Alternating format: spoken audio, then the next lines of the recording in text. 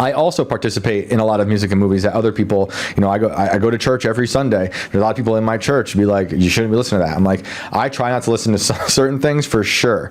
I'm not out here listening to Lil Nas X or Lizzo, but I'm still listening to Lil Wayne, and I'm still listening to Busta. I can't help it. I love that stuff. Not around my kids, and I try not to swear, although that's hard. But when you talk about Jay-Z and stuff, they are so plugged into that culture. I look at him now, he's like rap Oprah, he's looking like Basquiat. He's like cosplaying as Basquiat. And I think when we get into the Olympics, which we should do soon because of Beyonce and stuff, the Louvre is an interesting symbol to all of this stuff. And I think about the Jay-Z Beyonce video they did in the Louvre just a few years ago. And I would love to hear, I don't know if you remember it, but at some point I'd love to hear if you could point me anywhere I could look to your thoughts on that, because that seems steeped in occult symbolism. Yeah, definitely. There's and just to put a sort of final bow on that idea, what the point I'm trying to get across is that I think it's pretty provable and believable that there is a system of gatekeepers that can facilitate all kinds of stuff. And like you mentioned with Kanye West, he starts butting heads with some of them, and now these doors are closing, and he's very famous, and he's got a lot of money, but it's not enough, right? Yep. Because you cross the elites and things happen, right?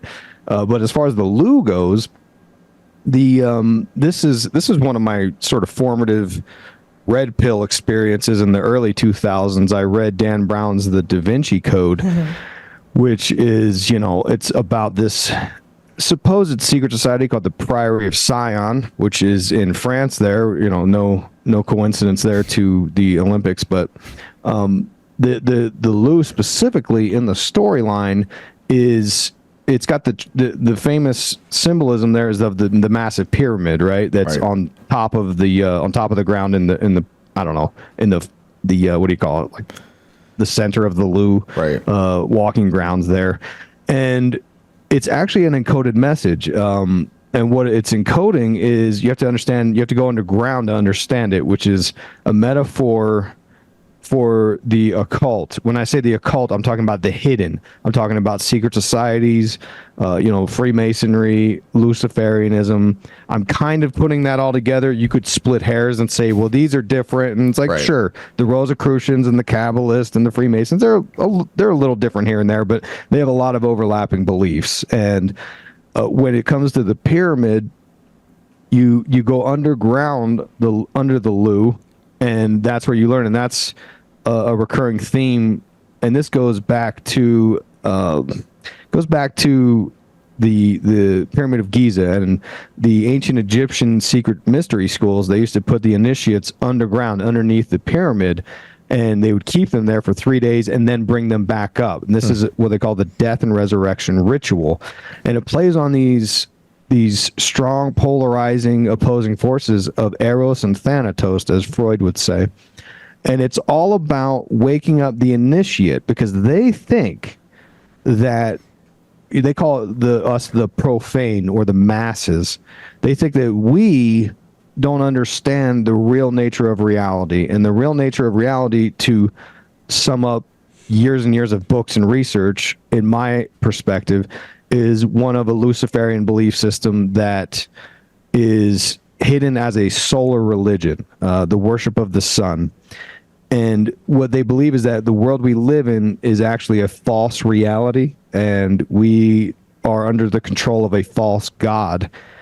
And this is a very heavy in the world of Gnosticism, but they all kind of subscribe to this idea that there's a better destiny for those that are enlightened and can evolve into a higher life form and sort of become an ascended master, is what they call it in Theosophy. But it's this idea that man can, through wisdom given to man by the Luciferian serpent from the Garden of Eden, through the wisdom and the technology, man can surpass this limitation of Earth and get past this oppressive slave master God, which, as a Christian, I'm an Orthodox Christian. I'm not a good Christian at all, so please don't listen to my show if you're like, oh, teach me how to be a good Christian. That's not me. I'm a dirtbag, okay? Let's get that out there. But the Holy Trinity of Christianity, they think that is a false god. for a variety of reasons. Let me bring this back to the Louvre because I'm kind of throwing a lot out there. Yeah. But anyways, to go underground is to embrace a idea of the death of the world as we know it, so that we can be reborn into this new occult understanding. It's like an occult baptism. I'm sorry? It's like an occult baptism. Yeah, that's great. That's actually a great way of describing it. It's weird. Exactly. And so underground, you go and you'll see the inverted pyramid meeting up with a small upright pyramid. Okay, and this is in the book. This is in Da Vinci Code. It's referring to, because in symbolism, when you have an upside down triangle, it represents the sacred feminine or the womb, the matrix of manifestation. Whereas the upright pyramid represents the masculine forces. It represents the solar powers of the sun. To be more blunt, it represents the erect phallus. And this goes back to, again, and I don't want to get too wrapped into the weeds here, but it represents the mythology of Osiris and Isis and Thoth magically attaching a golden phallus onto Osiris. But in the book, at the Louvre, these two pyramids, these opposing forces of masculine and feminine meet, and this is the representation of what they call the union of opposing forces. The more simple example that you see oftentimes is on the floors of the Freemasonic lodges. They have these tessellating black and white checkered floors, and you see this in a ton of movies. I'd like to consider myself an expert on Kubrick's film Eyes Wide Shut. I just did a presentation with Jay Dyer a couple months ago in Las Vegas, and I've done a countless shows about Eyes Wide Shut.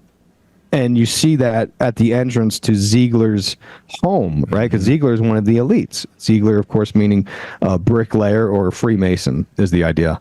But the Louvre is encoded with this symbolism that represents this.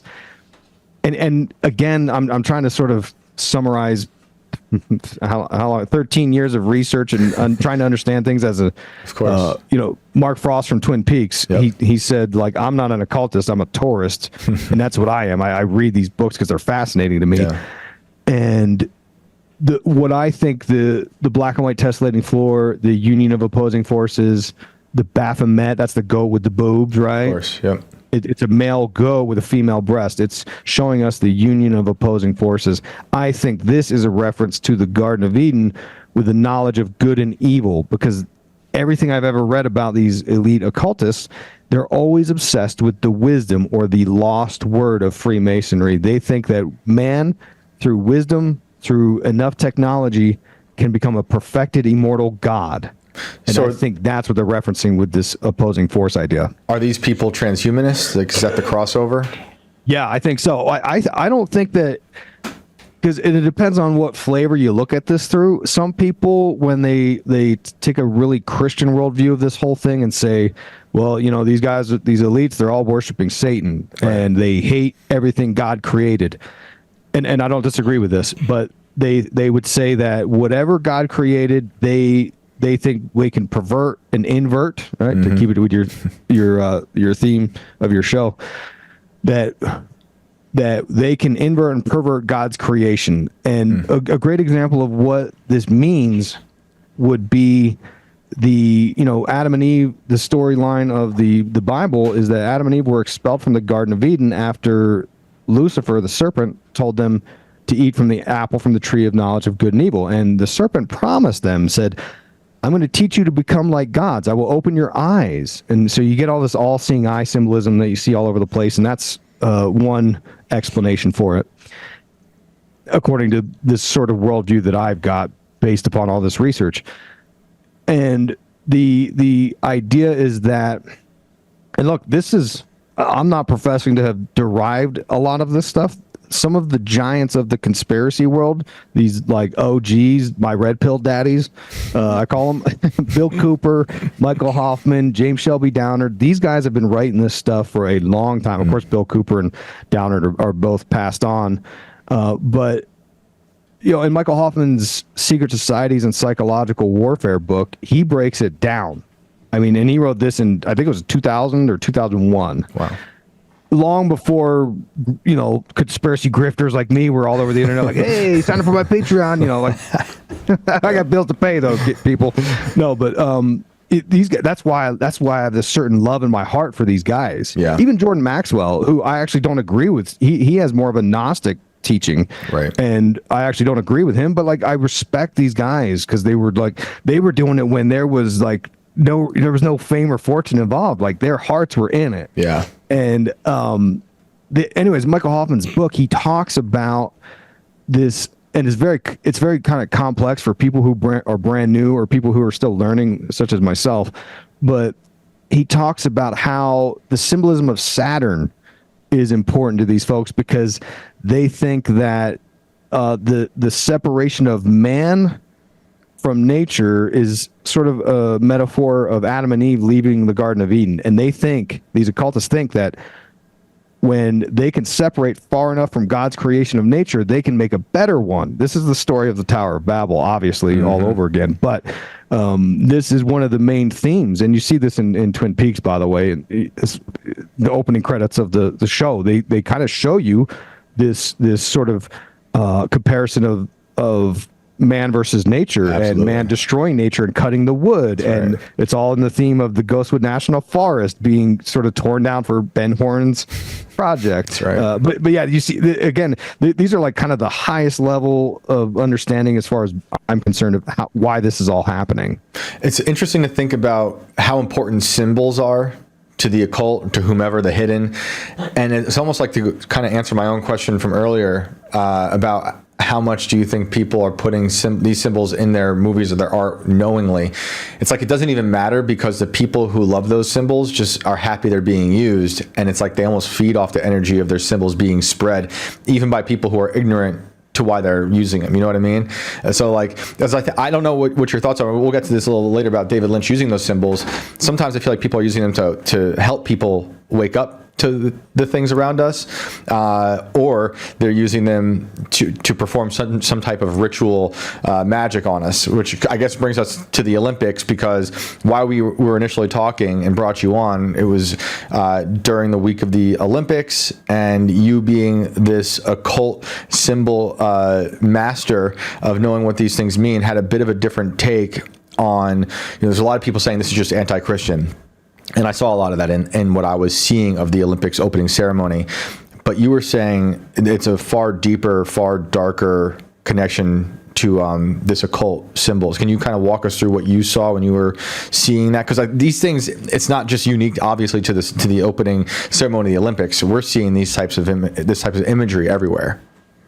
Yeah, this is great. This is a great question, and I'll say this to preface.